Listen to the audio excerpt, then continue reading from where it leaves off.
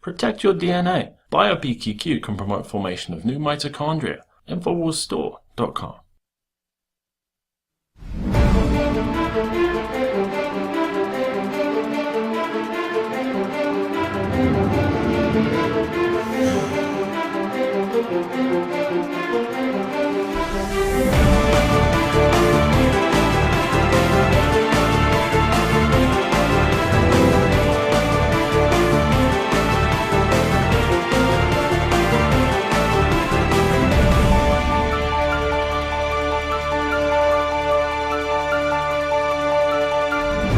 Welcome to another edition of Infowars Nightly News. I'm your host, Rob Dew, and get ready. We're about to get real serious. The tyranny is coming down hard. Here's a look at what we have coming up tonight. Tonight, the UN Arms Trade Treaty that has been identified as a flagrant threat to the Second Amendment and which Barack Obama is determined to sign has its roots in a 1961 State Department memorandum, which explains how the United Nations will oversee complete disarmament of the American people. From my cold, dead hands. All that plus more up next on the Infowars Nightly News.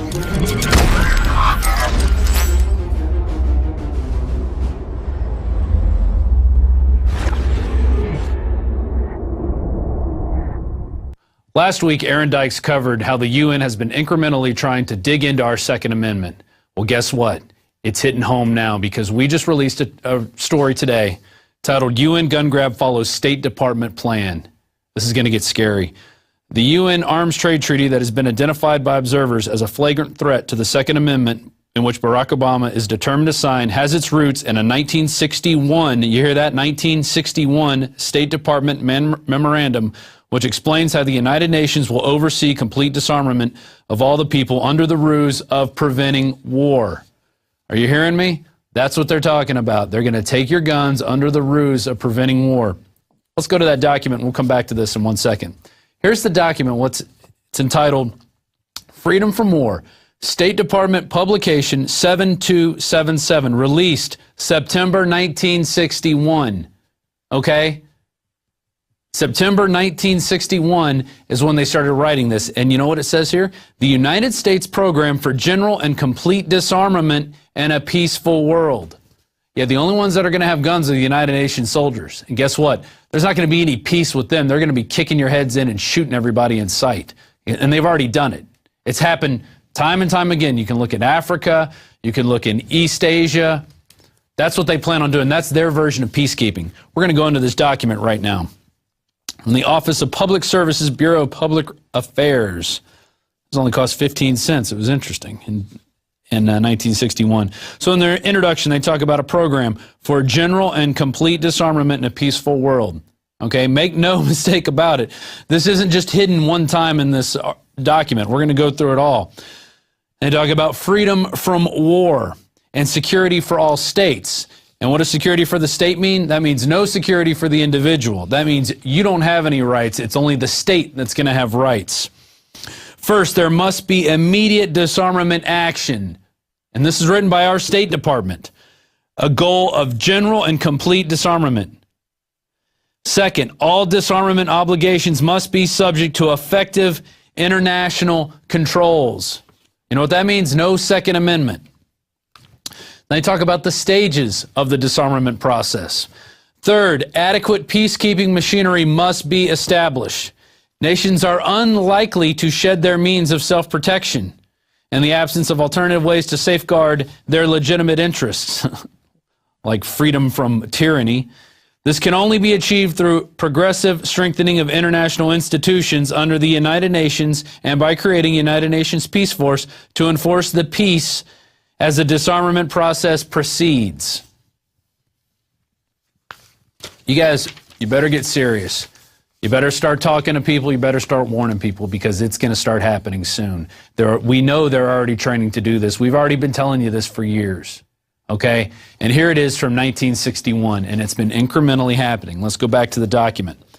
Disarmament goals and objectives. Preserve internal order and contributions to a United Nations peace force. So that's taxes that they're going to use from us to go back and take your guns later through the United Nations, through the blue hats. Establishment and effective operation of an internal disarmament organization within the framework of the United Nations to ensure compliance at all times with all disarmament obligations. Okay? Governing principles, we're going to move down here. Inspection and verification must establish both that nations carry out scheduled limitations or reductions and that they do not retain armed forces and armaments in excess of those permitted at any stage of the disarmament process. There it is right there in the document. Here we go on page 4. Arms and armed forces would be reduced. The armed forces of the United States and the Soviet Union would be limited to 2.1 million men each, with appropriate levels not exceeding the amount for other militarily significant states. Levels of armaments would be correspondingly reduced, and their production would be limited. This is all by a world body. This is not going to be through anything through our country. This is through the United Nations, which means there's no negotiations. There's only killing people and machine gunning them when they don't comply.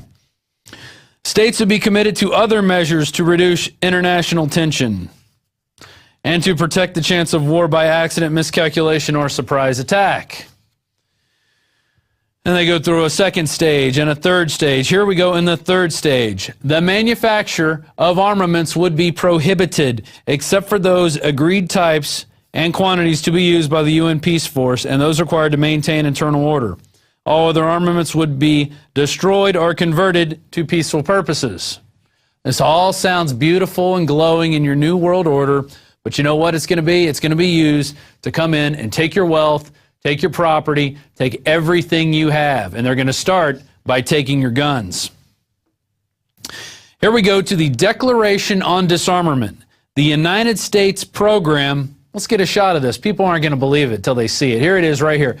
This is their appendix. A Declaration on Disarmament. The United States program for general and complete disarmament in a peaceful world. The nations of the world, conscious of the crisis in human history produced by a revolutionary development of modern weapons within a world divided by serious ideological differences. That means those who are for freedom and those who want to take everything from you and live lavish while you live as a slave. Determined to save present and succeeding generations from the scourge of war and the dangers and burdens of the arms race, and to create conditions in which all people can strive freely and peacefully to fulfill their basic aspirations as long as they kneel to the New World Order, declare their goal to be a free, secure, and peaceful world of independent states. That it will not happen. There will be no independent states. Adhering to the common standards of justice and international conduct, and subjecting the use of force to the rule of law. A world where adjustment to change takes place in accordance with the principles of the United Nations, which means nobody has guns, and everybody listens to the United Nations. A world where we shall be a permanent state of general and complete disarmament under effective international control, and where the resources of nations shall be devoted to man's material, cultural, and spiritual advance, set forth as the objectives under a program of general and complete disarmament in a peaceful world. So what does all that mean? Well, that means they're going to take your guns, and once they take your guns, you're not going to have any type of freedom of speech. You're not going to have any type of freedom of the press. You're not going to have anything. And we already reported on this before. I want to go back to the UN gun grab follows State Department plan. This came out today from Paul Joseph Watson, dated Monday, July 16th, 2012. There's the article. You can go read it all on Infowars.com. They link to a Forbes article under here. It's the UN arms treaty has caused so much controversy because it outlines a plan to target all types of conventional weapons, notably small arms and light weapons, according to Forbes' Larry Bell. There's the Forbes article. So even Forbes is saying they're coming after your Second Amendment. All right, and Forbes isn't known for protecting the Second Amendment at all.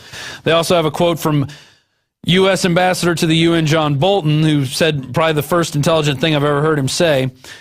He also warns that the agreement is trying to act as though it is really just a treaty about international arms trade between nation states, but there is no doubt that the real agenda here is domestic firearms control. Okay? They're talking about your small guns. They're talking about the guns that can be used in a guerrilla war against the United Nations when they come to invade and send troops from other countries here to take your guns. That's what it's talking about. But you know what? You don't believe me, do you? You're still in denial, aren't you? Those who are out there in denial. Well, let's go to a clip. It's going to start off with the New Orleans chief of police during Katrina saying, no one will be allowed to have guns, all weapons will be taken. And then it's going to go to today's show where Mike Adams got a call from someone who was actually in Katrina with the 45th Infantry Brigade. I'm sorry I'm flustered because this information is really disturbing me right now. He was there confiscating guns. They were going door to door. They were kicking in as they asked, do you need any assistance? Boom. Do you have any guns? We're taking them. You say guns will be taken? No one will be able to be armed. We will take all weapons. Today in New Orleans, they got a lot tougher on the holdouts. Police department, anyone home? Not only the flooded areas, but New Orleans' driest and wealthiest neighborhoods, too.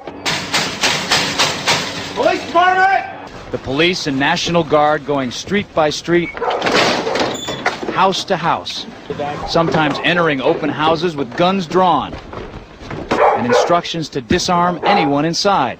Let's go to Chris in Oklahoma. Chris, you're on the air on the Alex Jones Show. Thanks for joining us. Hey, Hells Ranger, how's it been? Good. It's good here, man. How about yourself?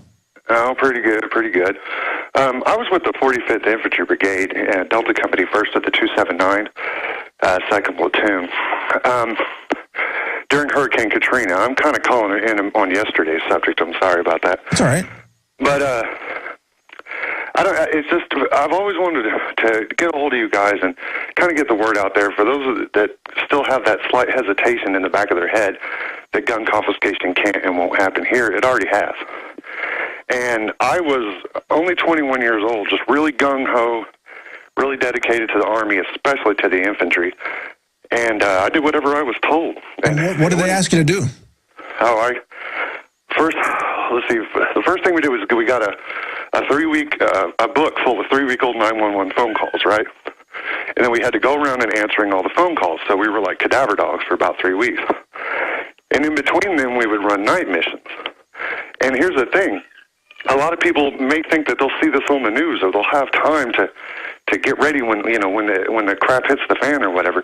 It's just, it's a truck, you know what I mean? It's a group of trucks. They pull up, they stack right on your home, as we did, and we broke entry. Yeah, we would yell out, Oklahoma Army National Guard, is anybody in need of assistance? But that's as we were booting in the door. Oh, wait a minute. It sounds like you weren't part of the Oklahoma National Guard. I mean, you were U.S. military. Yeah, I was activated.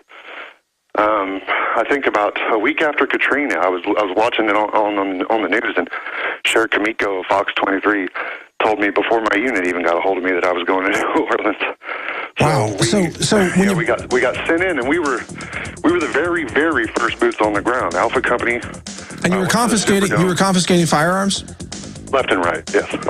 And we were also monitoring the New Orleans police because we kept having like the first day we had this little beautiful redheaded lady come up. All right, wait a minute. We're almost out of time. Will you stay on the line for us, please? I want to continue with you on the other side. Stay on the line with us. This is fascinating. We're going to continue this right here on the Alex Jones Show.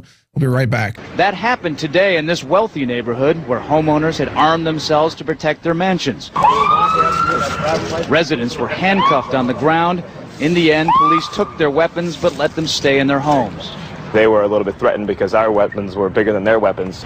Chris Montgomery says he'd rather be in Iraq than patrolling American neighborhoods. Walking up and down these streets, you don't want to think about the stuff that you're going to have to do if somebody pops around the corner. I mean, shoot in America.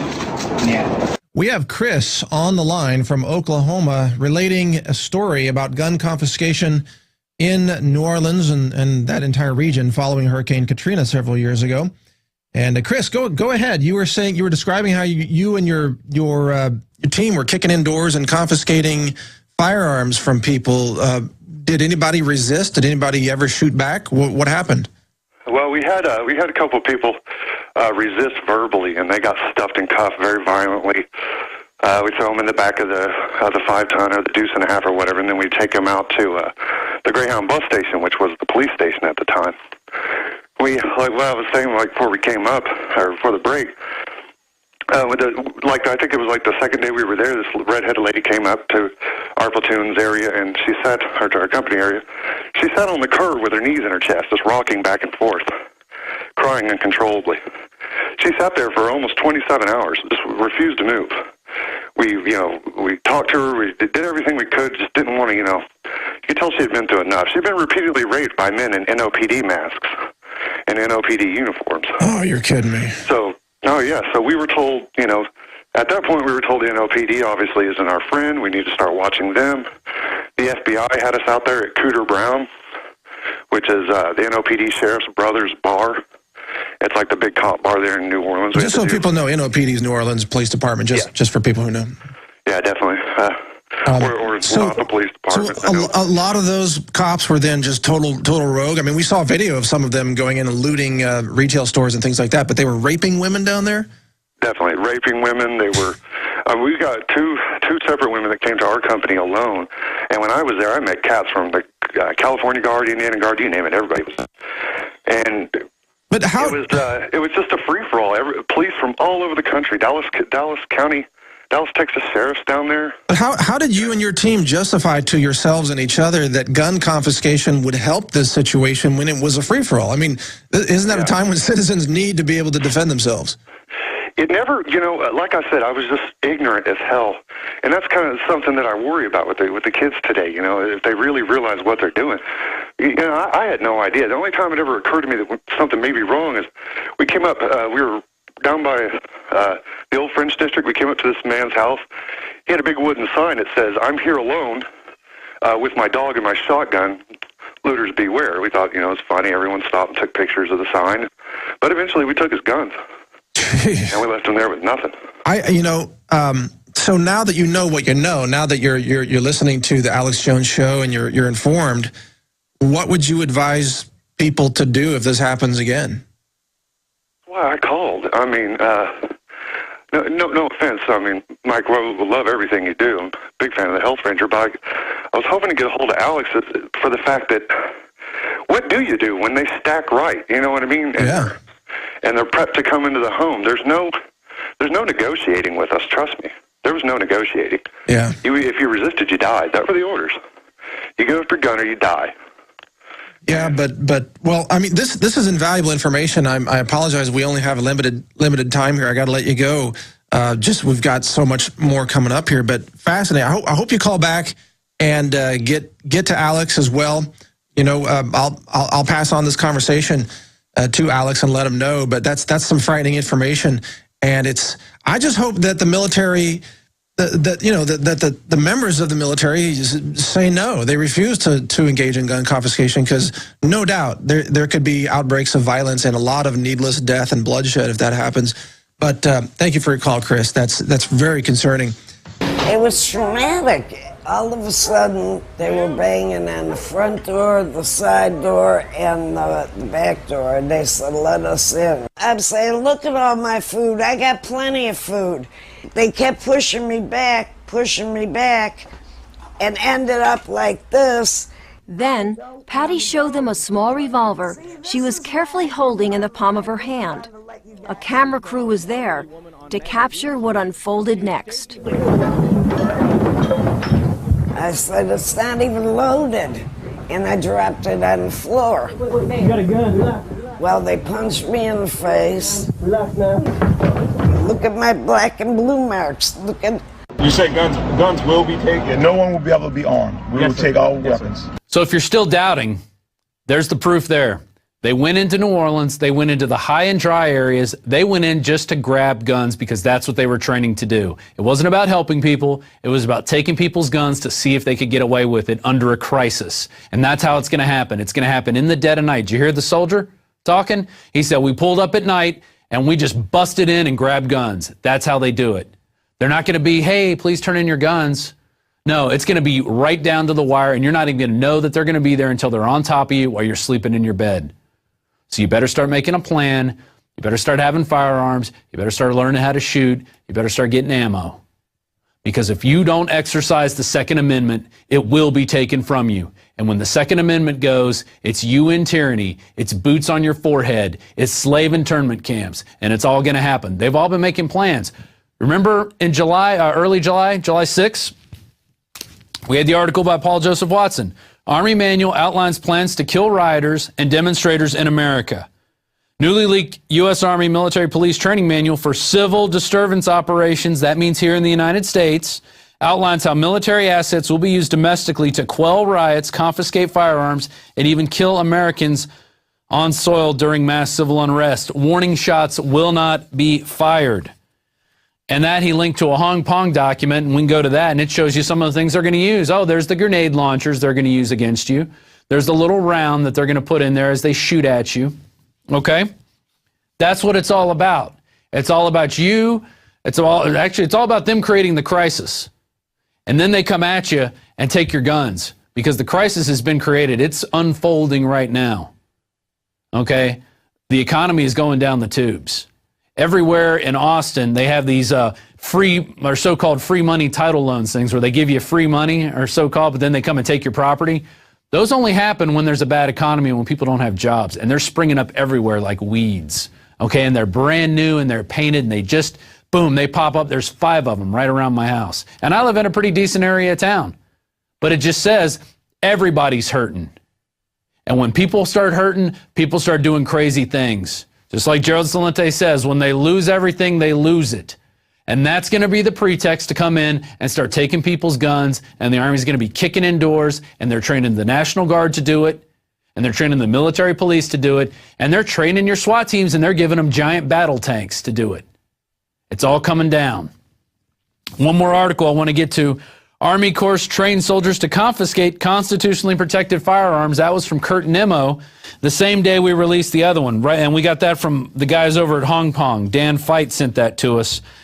And in addition to revealing how federal government and Pentagon will respond to civil disturbances in violation of the 1878 Posse Comitatus Act, the United States Military Police Schools Civil Disturbance Operations document instructs how military will confiscate Americans' weapons from American citizens. I'm sorry I'm not reading everything eloquent right off a teleprompter, but I'm scared. This is scary information. You need to get this out to everybody you know right now.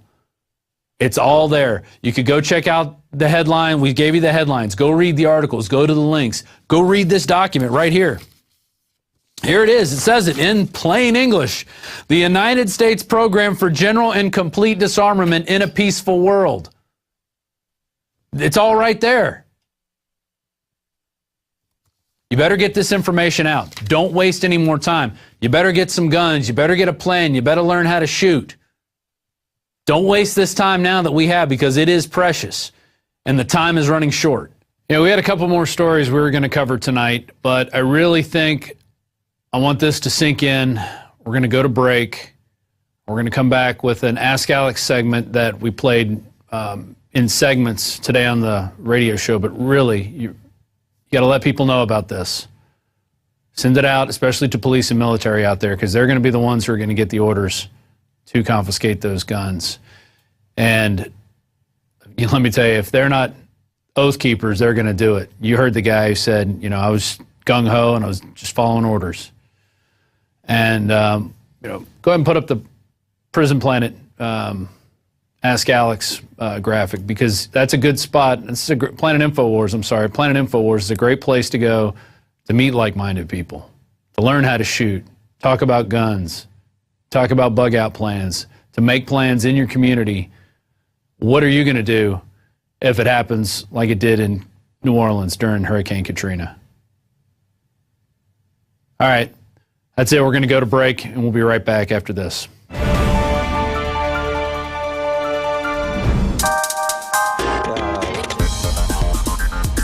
Christy Hightower here for PlanetInfowars.com, bringing you your weekly Patriots Are Talking update.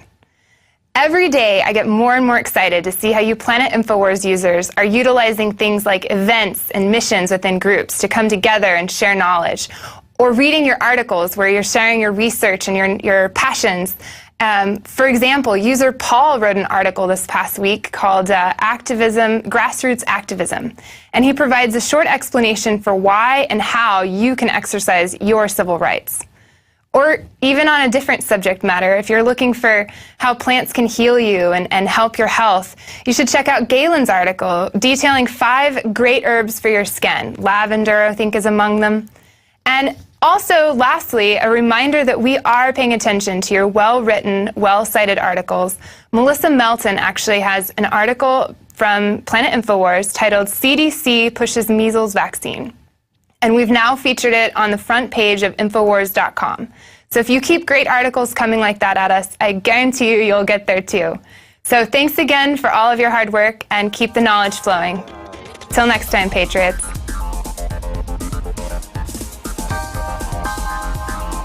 Sick of the globalist eugenicist control freaks adding poison to your water and laughing as you get sick and die? Start purifying your water with ProPure. My friends, I've done a lot of research, and the best gravity filter out there, bar none, is ProPure. And it's available discounted at Infowars.com. Its filters are silver impregnated to prevent bacterial growth. There's no priming required. It's NSF 42 certified. Optional fluoride filters can reduce fluoride up to 95%. Easy to set up and use. Doesn't require electricity. Purify water from lakes, streams, ponds, and wells. This filter system leaves in beneficial minerals, which is key. Save money by not buying bottled water and avoid BPA that leaches from the plastic. ProPure is the best gravity-fed filter out there. It's what my family uses. Infowars.com already has the lowest price on ProPure. But if you add the promo code WATER at checkout, you get an additional 10% off at Infowars.com. You can also call to order 888-253-3139.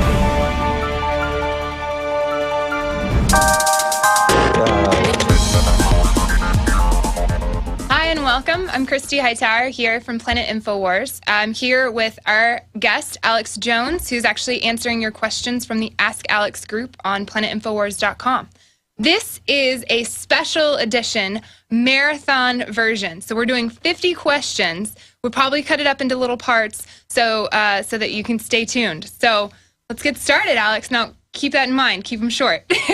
Yes, ma'am. All right. This first one comes to you from Chuck, and he says, you recently had Webster Tarpley on your radio show and asked some great questions, such as, are you a communist? To which Webster replied and elaborated on what he believes and explained as a true American political economic system. And a lot has been going on, and I know that you have numerous issues to cover in very little time, but I'd be interested in hearing what you think of Tarpley's comments about this political system. He speaks of, and he takes a part on libertarians. He had a wealth of information to support his ideas. So no, that's enough. Yeah, no, I mean, because I did the interview, so I hadn't read the question, but I remember it. Absolutely. Look, it's a difference of views, and he claims the American system is this state-directed system, and it really isn't. Yeah. Some of what he said's true, and it's all a philosophy, but if you don't have an engaged, informed population that demands liberty and freedom, you're going to have corruption take over, whether it's a libertarian, laissez-faire system, whether it's a state-directed system. When the public becomes a bunch of TV head jellyfish, everything is going to go to hell in a handbasket. And so I, have open debates about a fiat currency run by government or a gold or silverback, the Ron Paul, von Mies view. But overall, government centralized systems get taken over by special interest and become extremely corrupt and generally are the worst system. So, I mean, I've thought long and hard about this. I've read the literature and history across the spectrum. And Tarpley's great on history and great on power structures and the eugenicist. God love him. I saw one commenter one time when somebody called in and asked about him, said, don't be two-faced behind his back. Tell him this to his face. This is on the radio and TV. This is not behind Tarpley's back. But I promise, next time he's on, I'm going to say, Tarpley, you've got some blind spots. You think we should all take all the vaccines because it's some weird communal proletariat thing. You like McDonald's. You like aspartame, Diet Coke. I mean, he's very proud of this. He goes, what are you going to do, Robinson Crusoe? And I go, no, Robinson Crusoe isn't not taking shots and drinking aspartame and eating chicken McNuggets with silicone in them. So Tarpley's a really smart guy, almost savantish in many ways, because I've been around him personally. He speaks like 5 languages fluently. But look, I'm savantish in a way. I'm sure everybody is. I've got some spots that are lacking. I like Tarpley. He's kind of like a entertaining mascot around here. I mean, we all like Tarpley as a person. It's just his belief in the state and that the state is the arbiter and is the birth from which all goodness flows. I think he's ass backwards in history. Absolutely. So I disagree with him, and that's what I have to say about Mr. Tarpley, good question. Had to have a longer answer. We've got we're one question down here at planetinfowars.com, folks. This is where you meet. This is where you get involved. This is where you take action. We're going to have a letter to the editor's section. I want to get that set up at the time. All right. So folks can send not things that I'm going to comment on, but we're going to have Christy sit here and read. And then if you have a comment, that's great. Yeah. I think once a week you should read maybe 20 letters. That'd be awesome. Four paragraphs or less. Got to have a rule on that. And then just read them. That way your view, unfettered, goes out. Or I could read them. I mean, whatever. That would be interesting. Aaron could read them. Aaron over there running the camera right now because he does such a darn good job. Aaron has a Facebook following, actually, Aaron. Oh, Aaron. Aaron's a rock star over there of Liberty. All right, go ahead. All right, well, this next one comes to you from Keisha, and she says, Alex, if you could go back in time, it's kind of a fun question, actually. If you could go back in time and when you were younger, but still keep all of the knowledge that you have right now, what would that look like? Imagine coming home to the first day of kindergarten being a genius. Oh, yeah. Don't we all wish for that? I don't say I'm a genius now. I've often thought, I think everybody's thought of, think all the mistakes I made. What if I knew all that? Gosh. Back then. And I think that's where listening to your parents comes from. But we almost genetically are designed to want to get out of the nest, start our own hut, get out of the system. And our parents are telling us things and we're like not listening to them. So there's three ways to learn, I guess. There's by revelation, where it just beam into your head. There's by experience, and there's by being taught. And experience is a great teacher because you really remember it. But it would be better for young folks out there, even if your old man or mom aren't perfect, they care about you. They're gonna give you some overall advice that's good. So it's best to not, detest them because in a way you're detesting yourself. And so, boy, I wish I knew. Is there a day you want back then what I know now? What? Is there a particular day you would want to go back to, like that you think about?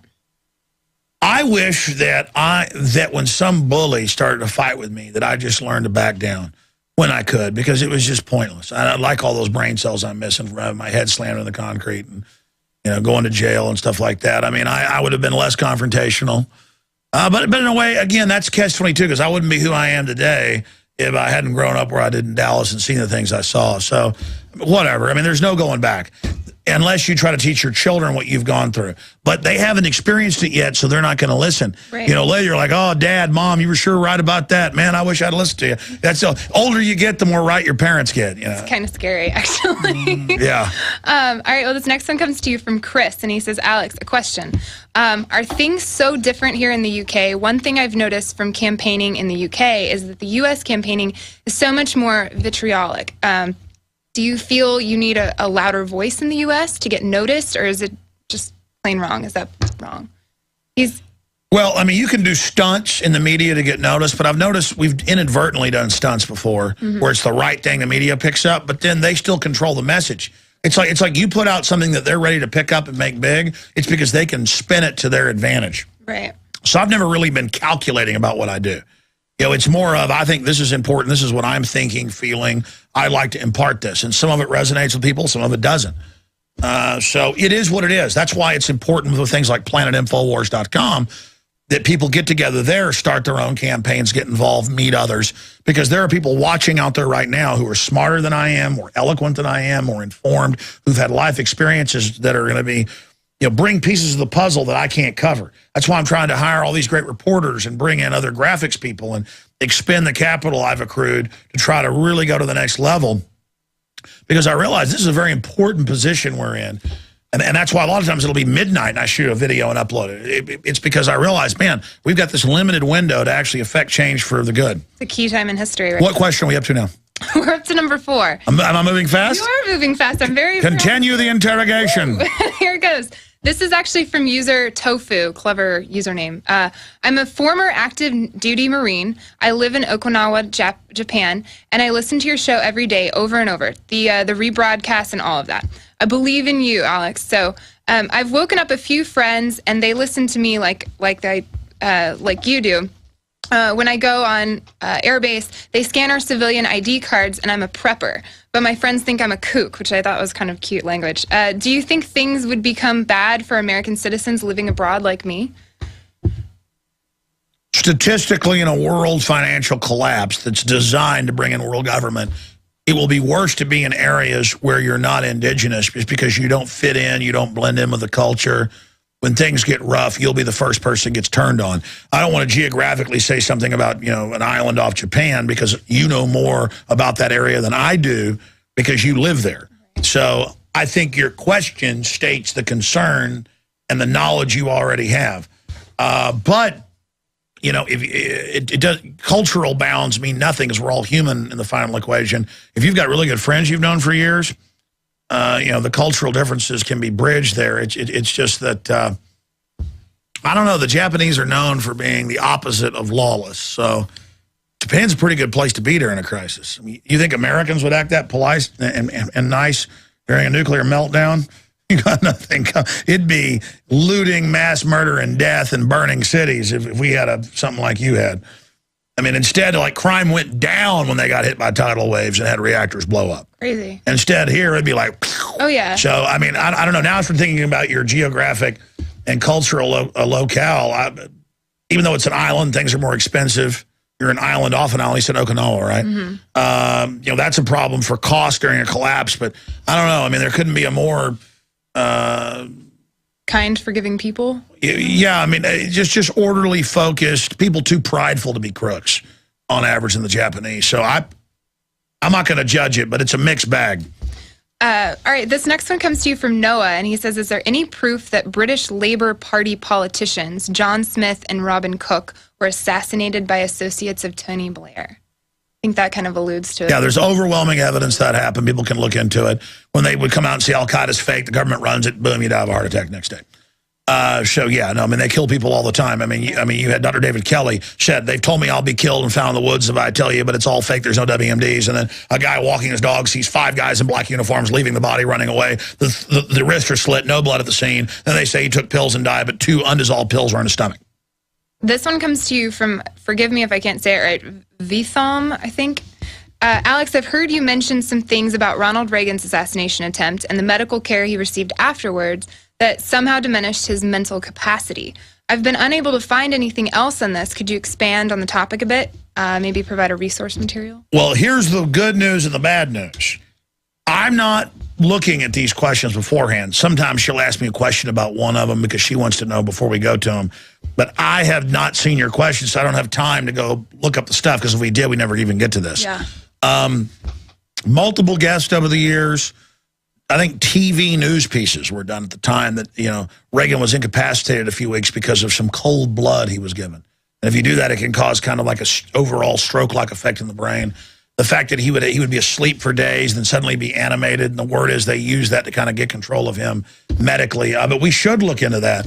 Perhaps you can do it, Christy, for next time, so we can put a star and then come back and say, before we get to new questions, let's go to a question from last time. Yeah, we're going to have to do kind of a recap of some past episodes where finalize some answers there. Yeah, because, again, I already said it. The problem is I can't sit here and then have a documented bibliographed answer every time. You don't have that on you? Well, no, not if it's on the fly. Not if it's on the fly. Yeah, no kidding. This next one comes to you from Glenn. He says, smoking used to be ubiquitous. It was everywhere. TV, billboards, movies, even in comic books. Smokers are some of the most stubborn people I know. In your opinion, was smoking a beta test for getting rid of an individual's rights? Yes, it is. I mean, it was Edward Bernays and other propagandists that helped sell that, be radical, be a feminist, smoke cigarettes in the 20s and 30s, liberty torches. And then the system decided, for whatever reason, okay, well, we can kill them through vaccines and GMO. Let's have the test to ban something that people know is unhealthy. And the next, it's popcorn, milk products, and soft drinks and salt.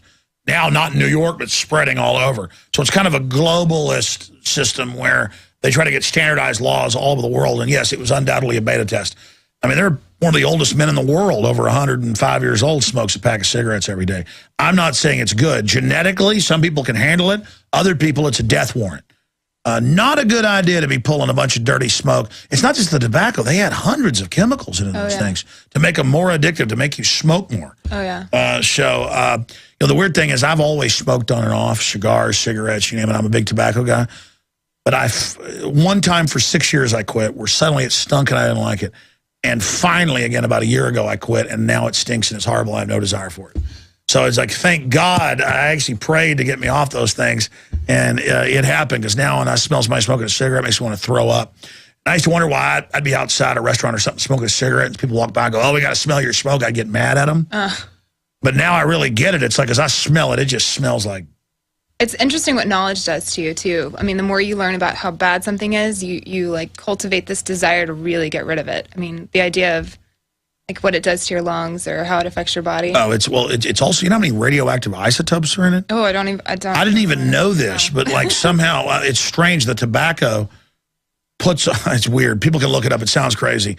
But I had, during Fukushima, I'd already quit smoking, so it's over a year now, but I had nuclear physicist Dr. Bob Bowman on the show. And he was like, well, don't worry too much about Fukushima. They're getting a lot of radiation, but what we get is less than somebody that smokes cigarettes for a few years. He goes, you know, you get all these rads off of smoking. And I went and I thought, that's crazy. So I'm looking it up. And I didn't know it was like well known that tobacco, I guess. Oh, but side issue. Go ahead to the next point. Yeah, no, that's fascinating. We're obviously going to get through 50. Let's do 20. Do this. We'll do 25 tomorrow. Okay, we'll just. What's the next one? This one is actually more of a complex question. It says Allied governments are covering up non-HIV cases. And this girl, actually, her name is Kayla, and she says, like mine, under the chronic fatigue syndrome. And how can HIV deemed to cause AIDS when there are millions of non-HIV AIDS cases? And I actually researched a little bit of this on my own. In 1993, the CBC actually said that if your T-cell count is less than 200, then you have HIV. And so it skyrocketed those number of cases. So, I mean... Yeah, you don't have the virus, but you have an autoimmune disorder. Right. Which is actually things they've done through different vaccines, foods, and things. They're actually engineering it, and it's a very complex issue. And then HIV is really the cover for other bioweapons they're running in Africa. I mean, why is it... the BBC even had to admit, like a decade ago, that they went and checked all these women, the young women that had...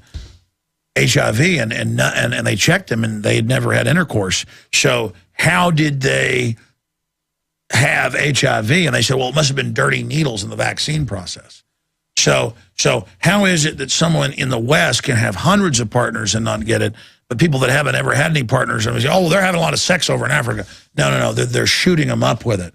And then with it is a trace virus, HIV, which they're always claiming is changing. It's just the covered excuse for bioweapons operations that are going on. So it's a very sophisticated topic. Yeah, something about it expanded to like pneumonia, like all the STDs. I mean, it was like a huge situation. That'd be an interesting one. It's just a general cover name. And then Big Pharma sells a bunch of drugs to people that are like chemo drugs that kill them. Yeah, AZT was actually like the #1 causing killer for liver. Like your liver would fail if you took AZT back in the 80s.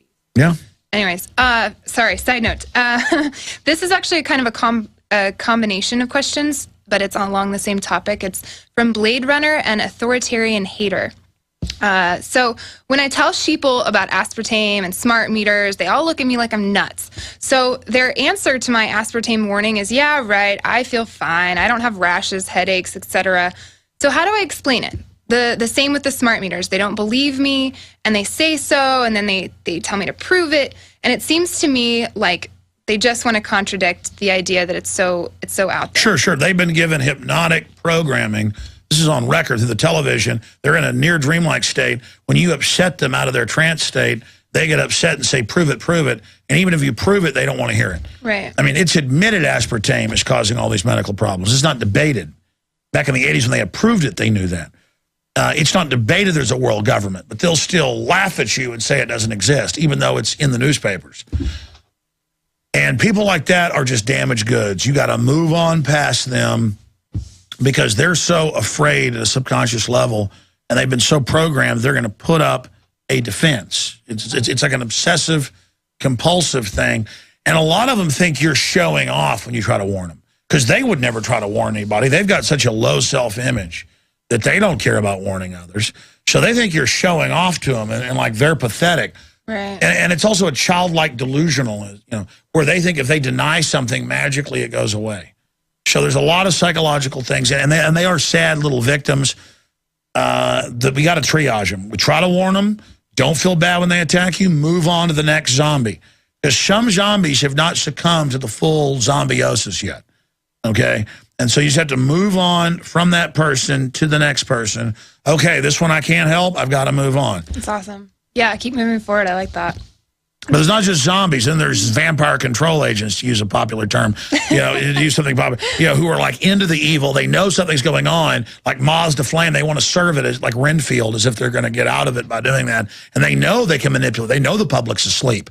And they're swimming around like a vampire eel around the unconscious person, going, don't wake them up, like a little bulldog swimming around them.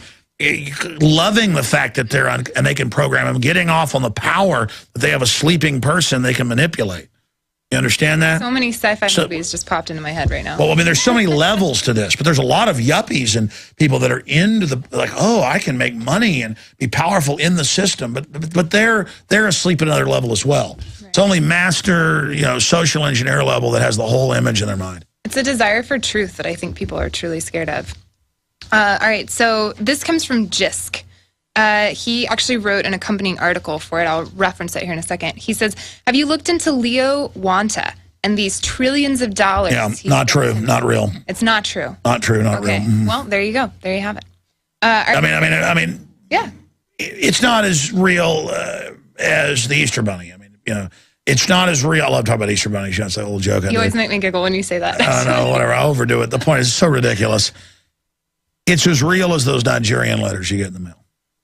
Okay, the scamish idea. Well, maybe they're real. I mean, I've had people call me up and go, hey, I got this Nigerian letter. They're offering me $1 million. I pay them $5,000. They want to believe their ships come in. Yeah. And I go, no, that's about a 10-year-old internet scam. It's not real. And I've had distant family say, no, my $1 million is here. I'm sending my $5,000. And then you send your $5,000 and then you get the email back going, oh, that wasn't quite enough. 5,000 more is needed. And sometimes they do 4 or 5 payments. And you know who they're angry at after they get ripped off? You, for telling them the truth. They're not angry at the Nigerian scammer because they always get an email that Prince Habib got arrested. Of course. I mean, it wasn't that he couldn't pay. Prince Habib got arrested. People, once they're getting scammed, they just get deeper and deeper into the fraud. Yeah. I mean, and that's what they want. It's what they get. This next one comes to you from John, and he says, Alex, did you know that in the big re-education camp PDF that you discovered weeks ago, there was a section where they talk about the Army squatting community centers? Can you clarify what a FEMA DRC, Disaster Recovery Center, actually is? There's actually one located near me. Well, again, there are real disasters. There's real reasons for this. So they kind of cluster real issues of hurricanes, earthquakes within it. That's part of it. And then it just has takeover of local government, gun confiscation. It's all, so there's some legitimate functions, and that's how they always sell it. Kind of like the Army does Jaws of Life for car wrecks. Like, well, are you against the Army being here? They're just helping this poor man. Yeah. Are you against the Air Force spraying mosquitoes in Florida? That's our military getting the job done. So there's just this mission creep where it's just an acclamation, and they do things that they think are going to be popular up front. So the troops feel good being in the community. Right. The troops being brainwashed too. So it's just a conditioning process for the police, the military, the public. We're all in the same boat. Yeah. Well, this next one actually comes to you from Freedom Angel. What do you know about Project Athena? How come Catherine Albrecht never talked about it being from MIT, as she had some dealings with them? I have no idea. You'll have to look into this. Okay, we'll star that question. Yeah, I have. Might as well ask you about Lucky Charms or something. Sometimes they jump over the rainbow. Yeah, no, I mean, all that was Greek. All right. Well, this next one comes to you from Tori, and she says, why do some states like Texas have state guards, and how powerful are they in relation to the police departments, the regular military? Ooh, that's a good question. Yeah, you kind of touched on that today in today's show. I heard you say something about state police or something to that effect. So, well, I mean, I'm actually trying to work on a piece on this. It's funny that they asked that question. That's the original vestigial shadow of the state militia. Because all the state militia was, they demonized in the news, was a posse or a civil defense. So that if the sheriff who's elected needs a group of people for fires or for whatever, he can go around and find out, or she can go around and find out whoever they think's good and whoever's willing to get something done. hey, you got bulldozers. There's fires coming this way. Get over here. Get on the radio. Get on local radio, TV. Back in the old days, ride on your horse. Hey, get down here. We need help. Get your buckets. The town's on fire. And so states have guards, and then they also have the National Guard. Originally, it was state guards, and they set up National Guard. It was under the governors. Now they basically federalized those where they're federal, so they're even getting rid of the state having its, quote, National Guard. And so it's really what's left of the militia. Awesome. That's actually really informative. The Mitstier E is this user. What do you think about Romney saying no congressional approval needed to bomb Iran? And he's not alone in saying that. Hey, he likes Obama's health care, saying he says he's against it, but he helped write it. But we got to do what the Supreme Court said, and the IRS taxing us isn't a tax.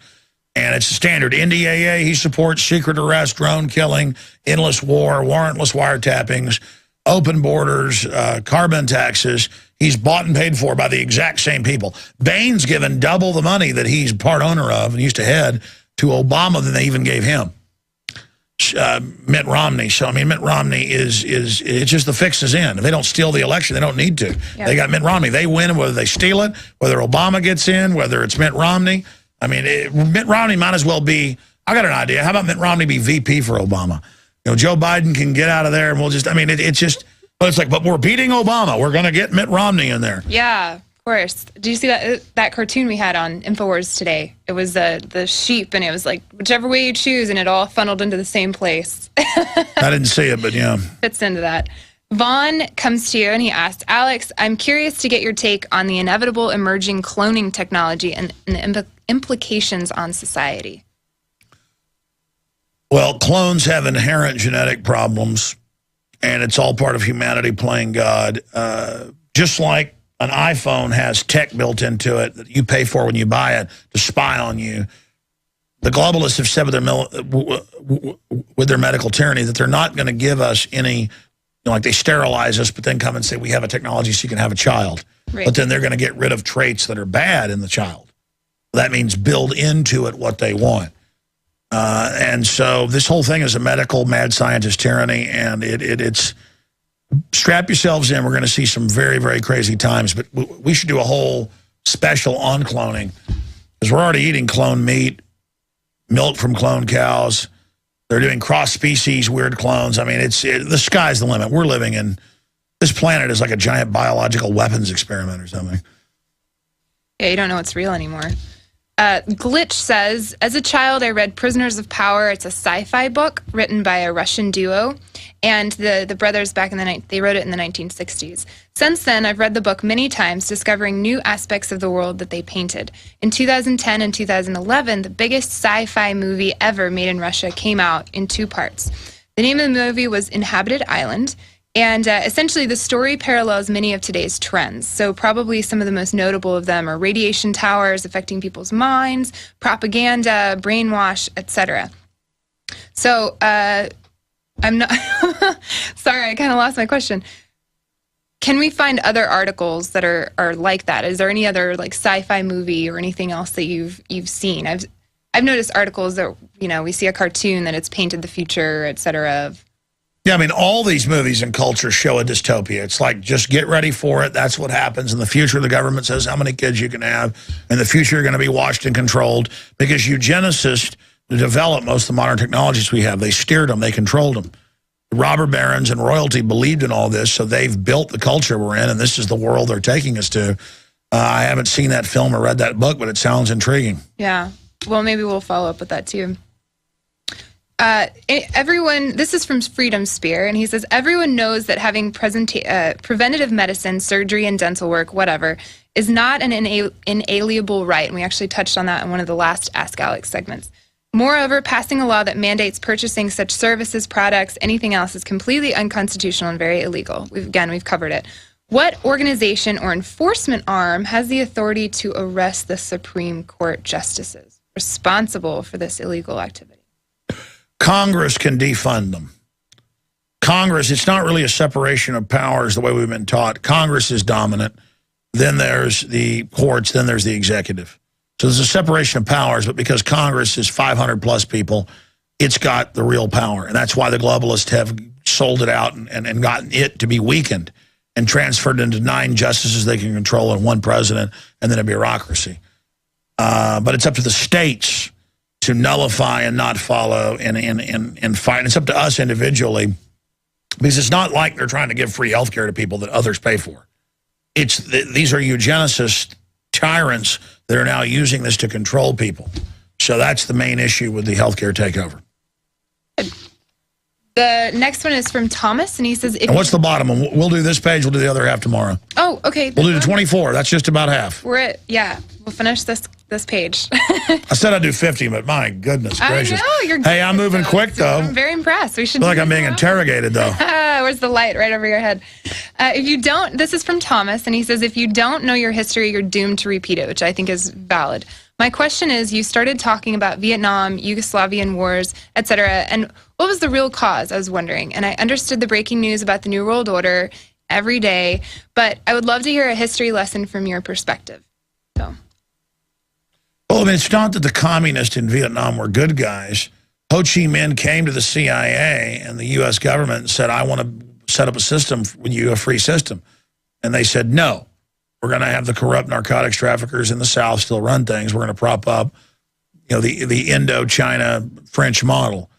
And so they turned against us. And the CIA staged bombings to blame the North to get the war going and put advisors in 1960, really 59. And the rest is history. But it doesn't mean, the communist, Chinese then backing the northern Vietnamese, that doesn't mean they're good. It's like, just because our government's corrupt doesn't mean Iran's good. It's like corruption across the board. As for Yugoslavia, I mean, you have Tito, who was a balancing force. They get rid of him. They break it up. They engage in the bombing of Belgrade with the depleted uranium. I mean, it's all just about destroying nation states that the bankers don't control. And as bad as Assad is in Syria or Gaddafi was in Libya, they're putting something far worse in. So when you hear about, freedom fighters are just trying to protest, it's Al-Qaeda blowing up police stations and lining up black people in Libya and shooting them. And the media is like, this guy might have said a word, we better fire him. But, you're lining up blacks and shooting them? Well, that's nice. Yeah. And Bill Gates has a shot for the little black child. George Bush is hugging one, the child's crying. It's all just an AFRICOM invasion PR. Yeah, they've done actually studies where the government has proven that, they had this skepticism of advertising working, and I studied a case study in college on it, and it was basically they went in with the idea that it doesn't work, but obviously they know it works, and that they show George Bush with little children, like you said, and things of that nature. Anyways, side note. But imagine how ridiculous it would be. It's a Christie rant, If I had a black child come in here and then shot a thing with me going, I mean, people will be like, my God, Alex, this is ridiculous. But then it's George Bush and the photos everywhere. Meanwhile, AFRICOM is running in, just slaughtering everybody, arming the dictators. And they're doing it in North Africa and South Africa, thousands of miles from Coney, who hadn't been seen in 5 years. And they admit, it's transparent. I mean, it's just like... Right. I mean, the UN is in Africa, in Uganda, where they're talking about Coney, on record, lining up people and killing whole villages to take their property. And you go tell a trendy, they're like, look, dude, I got tattoos. I got all this. I'm like, okay, I don't care if you got tattoos. I'm not against those. They're like, look, I'm dressed trendy. Don't tell me Coney's not cool. And I'm like, but it's slaughtering people. And they go, dude, your hair does not look like mine right now. And I'm just like, okay, I understand you're super trendy and everything. But, I mean, come on. And it's just like, and they're like, look, I choose to believe we're helping Africa. And I'm just like, okay. And they're like, be quiet, racist. Yeah. And it's just like, okay, all right. I mean, it's buying into the delusion. It's like, I'm a winner. I buy into the propaganda. The next question comes to you from Husband and Dad. That's the username. Alex, you present yourself extremely well as a benchmark of civil disobedience. And there are a large number of activists that would do better if they were just a bit more civil. So could you, in your own words, define civil disobedience? Well, I don't think I'm the benchmark of anything, really. But maybe alternative media success, but that's just because a lot of people aren't trying. Civil disobedience just means you're not Molotov cocktailing the police station. Instead, you're saying no to things that are clearly wrong and kind of peacefully sabotaging the system and putting yourself against the machinery. Very succinct. I like that. Charles asks you, he says, Alex, my question is, could we abolish the Fed without the government's help, or is it impossible? Yes, just like people are abolishing GMO foods by demanding organic. And none of it's perfect, but there's a process there, voting with dollars. That's why they want to get a tyranny in, because they're scared if we just vote with our dollars and our actions and the little things we do, it's over for them. It's game over. Absolutely. And so, yes, if everybody started doing more barter, that's why they're attacking all these little farms and Amish and these community co-ops and things. It really scares them. Getting back to old-fashioned activities in any way. Women, men learning how to make their own clothes. That's one of the biggest things scares the system. I said that because you said your mom made that nice coat you got, a jacket, work, sports jacket, whatever you call it. I mean, they're really scared of that. Just the idea of little things cuts into their monopoly. That's what I mean, like. Picture the New World Order as this giant box store that basically resorbs you or absorbs you. So, what was the question? It was just, how to be civil disobedient. Yeah, that's it. Just. Oh, no, that was the last question. I'm so sorry. Destroying the Fed without intervention from the government. You just criticize it. You expose it as a private fraud, that it's the biggest welfare recipient, that it's taken over our country and the world, that they brag they've conquered us. Look how arrogant they are. And using local alternative currencies. They've got all sorts of them in all over the country, all over the world. And just realizing they're the enemy.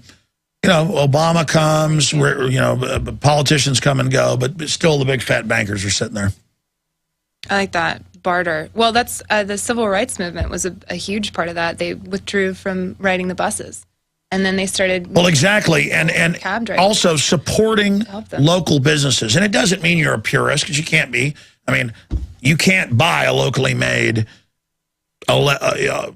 Electro Voice microphone. I think that's made in Germany or Japan. I mean, this is made in Germany. And nothing against the Germans. This is actually a quality product where you actually hire some workers that actually, get something out of it, which is good. They put back in the economy. But buying local really does do something. Or bartering. Anders asks, howdy, Alex. I like that's very Texas of you, Anders. If fractional reserve banking would be replaced by another system, what would it be replaced with? For example, an interest-free monetary system. Would that work in practice?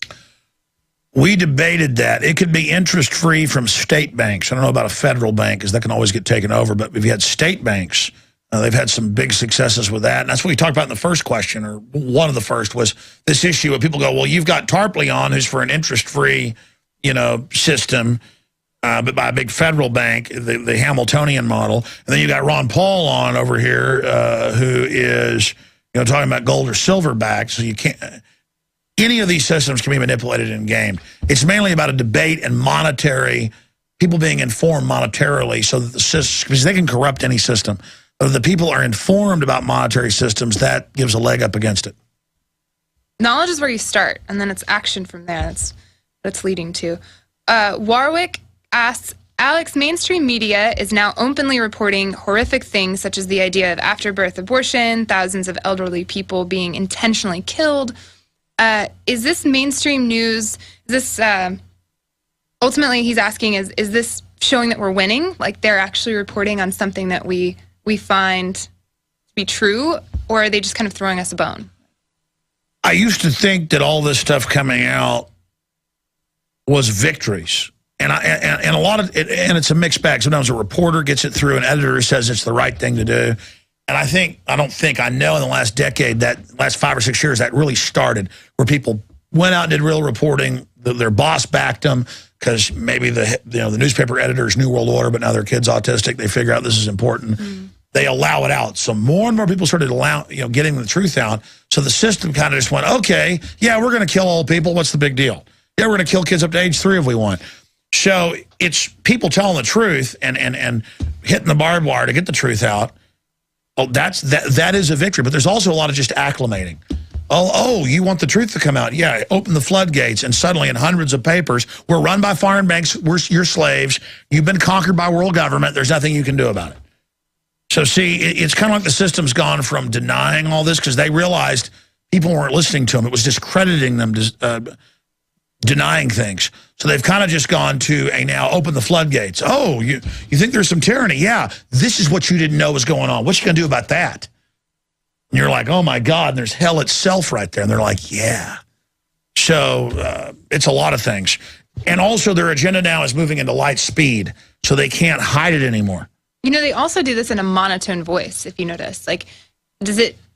Yeah, they don't want you being emotional. Of course. I was never successful on purpose, whereas I wasn't angry, and they're always like, don't get upset in politics. Don't, be calm. That's how you get through to people. Bull crap. When everybody is in a drone, mesmerized state, they need to be awakened by it, by having their survival mechanisms in their mind activated. And I'm a guy hopping around like a dog barking.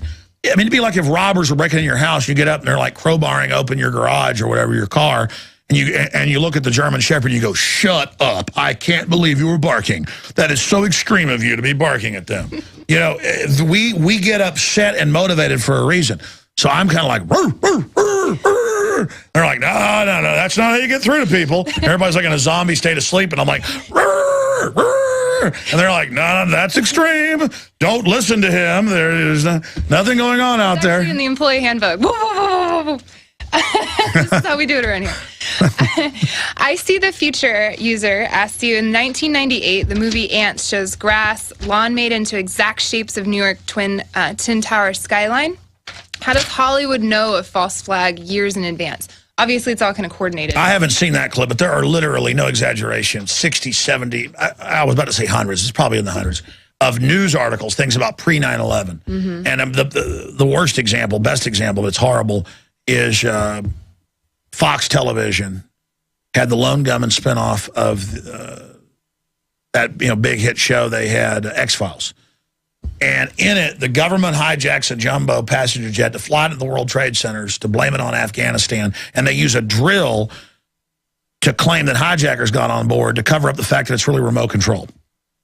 Now, that's exactly what happened 6 months later. So I'm pointing out this is a government op. And then I get a call, Dean Haglund, the star of the show, once he was in the X-Files too, wants to come to my house and talk to me. And he shows up. It's Dean Haglund from television. He goes, yeah, the CIA approached us and planted that story. And they did it with others. Well, I mean, obviously, why do they do that then? It's like a pre-programming thing. Ties back into that news idea. Yes, so subconsciously you're ready for it, but also it's a message so the bankers that run the CIA, they can say to the Russians and others, we're not going to say who did 9/11, but did you see Fox's Lone Gunman? Don't play games with us, okay? If we'll do that, we'll do anything. We're ready for nuclear war with you. You submit and do what we want, and you shoot your people up with cancer viruses, or you're all dead too. So they put these in messages so they can go, we're not going to tell you what we're going to do, but have you seen this movie? Right. How many other movies we make come true? And I saw this with Gary Hart. I saw this with Gary Hart when he wrote a letter to Ahmadinejad saying, we've staged terror attacks before, we'll do it again. He published it in the Huffington Post. And when Luke Radowski, or it was other folks we are changed, I forget, but it's in our film, Truth Rising. They confront him. He goes, I didn't write that. When they pull the letter, he goes, oh, I did, but it's a mock letter. He started sweating and freaking out. Like, I got one that can see. He couldn't believe that was happening. I mean, that's a really great question right there they just asked. What's the last one for today? 26 tomorrow. I just did 24, and I'm going to go shoot the news right now. No rest for the wicked. I didn't know I was this wicked. But all right, so Sovereign Think asks you, this is the last question, so this is technically 24. What are your thoughts on the NSTIC program? Is it dangerous as I think? Is it as dangerous as I think? Required biometric access for the internet? 3 or 4 years ago, they already had that built into the new Microsoft stuff, and that's what they plan is an internet ID so they can tax you, track you, trace you. And Google's already changing stuff so they know who you really are. You have multiple accounts so they can ban you from the internet. I'm not familiar with it. Is it like a thumbprint situation? Yeah, they're going to make you thumbprint and face scan to buy and sell, get on the internet, you name it. If you're not a good globalist, you can't travel, you can't live, you can't do anything. And people will be like, I don't want to help you. They'll turn my ID off. And so it'll be the ultimate fear. And if they get to that point, it's going to be devastating. Like, I can't upload Alex Jones videos. He's been banned before. And if you do, you get banned from the system. I need my creds on my card, and I need it. So, I mean, it is absolute takeover by that little criminal Bill Gates. Well, and that is a hell of a way to end it. I want to start back with that when I'm fresh tomorrow. All right, we'll just reissue that. We'll start over with 24 because that is an incredibly important question. Absolutely. All of them were great. PlanetInfowars.com. Go there, meet, use the web while we've still got it. Organize, It's in beta, but it's working a lot better than it was a few months ago when we first launched it. Absolutely. Spread the word about it. Make your own YouTube videos about it. PlanetInfowars.com. Christy, take us out of here. Thank y'all so much for tuning in. Keep your questions coming. They're amazing to read. Ask Alex on PlanetInfowars.com.